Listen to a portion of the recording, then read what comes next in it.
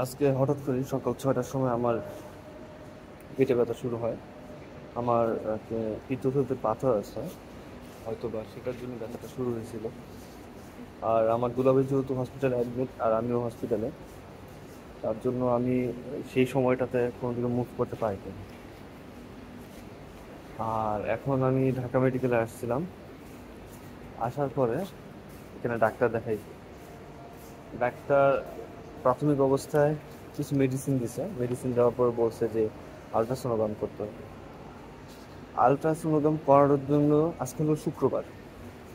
এই আলট্রাসোনোগ্রাম করাতে আমাকে যে হ্যারাসমেন্ট হইতে হয়েছে, যেই আনসারের কাছে যাই সে আনসার বলে ওইদিকে গিয়ে এদিকে, কিন্তু এক্সাক্ট যে একটা জায়গা বলে দেবে 1 নম্বর রুমের পাশে বা এইদিকে যান ওদিকে যান, এরকম কিচ্ছু বলে নেই।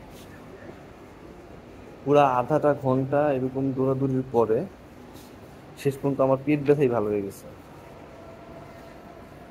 এটা খুবই দুঃখজনক।